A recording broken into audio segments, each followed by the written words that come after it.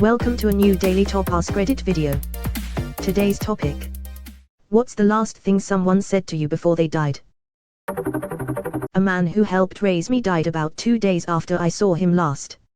Our final interaction was him telling the most embarrassing story about me to my new girlfriend. Thanks, Steve. It's what he would have wanted to end on.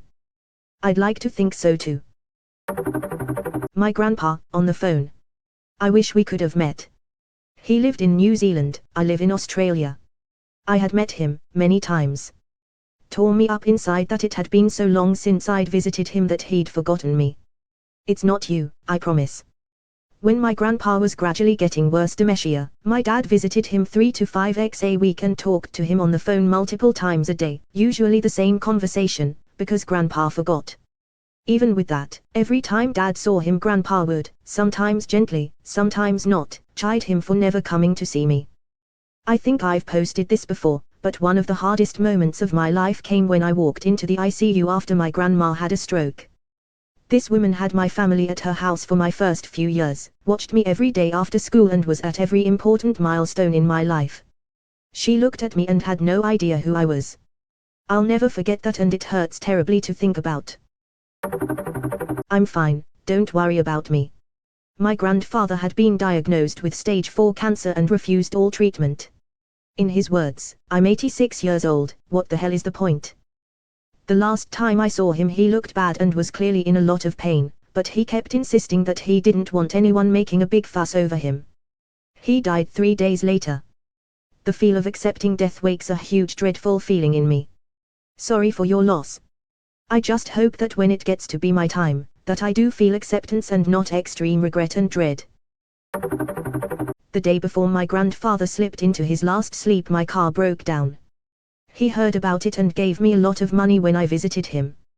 The last thing he said to me, I wanted to see you smile for one last time. For me, my grandfather was lending me his truck so I could take my stuff for my second year of university. Last thing I heard him say was, don't forget to check the oil. Died about 2 weeks later suddenly. My dad and I took that truck to the funeral, and on the way there the oil light came on. Because you forgot to check the oil. See you tomorrow. My father on the phone. I found him dead in his house the next day. Fell, cracked his head open.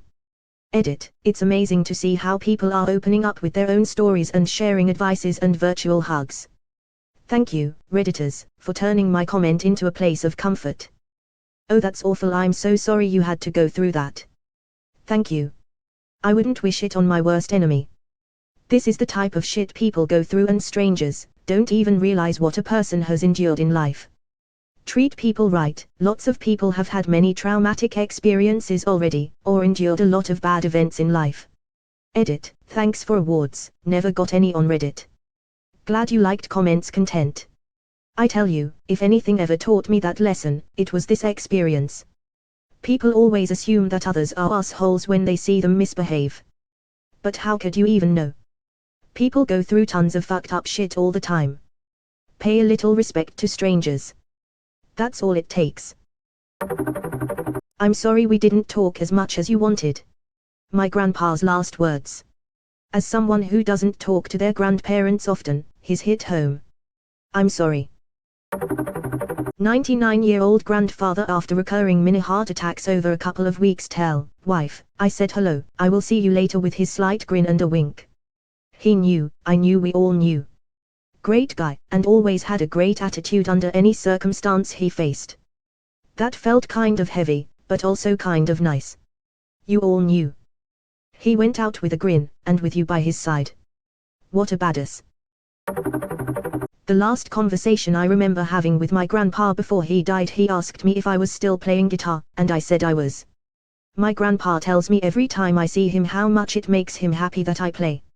My grandma used to go on and on about how proud she was that I was a singer.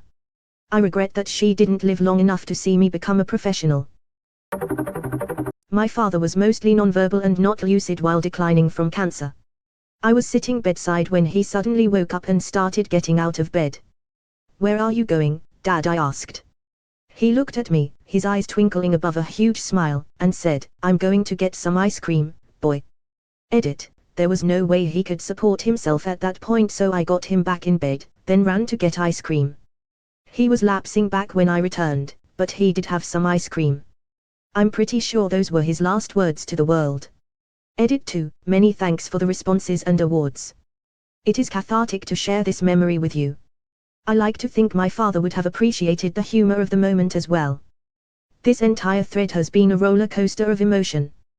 The mix of slow fades and unexpected departures remind us that no one knows when the end will arrive, but that someone will remember our last words to them. This is really common at a certain point. Cancer can actually destroy the brain's ability to feel pain, and the patient suddenly feels better than they have in a long time. My late wife, in home hospice care, was mostly nonverbal when suddenly she sat up in her hospital bed, pointed at me and said, You are taking me to brunch, I don't care where, but you're taking me. We all went to Bob Evans, and she died less than a week later. Yeah, very common for folks in the final stages before dying to all of a sudden feel fantastic and more active. Often families see this as a sign of improving, though could be an opportunity to help people identify a crucial moment to connect with their loved ones. I want to live. I don't want to be fed and watered and turned to the sun like some kind of plant. Since this blew up, he did die. He was going in for brain surgery and the outcome was questionable. Him saying that made it a lot more possible for me to consent to withdrawing life support when it became necessary. Oh, this is so sad, but also sounds like whoever said this was a strong person. I hope they found peace. The last words I had with my late husband before he went in for surgery. Me, love you. Him, love you more.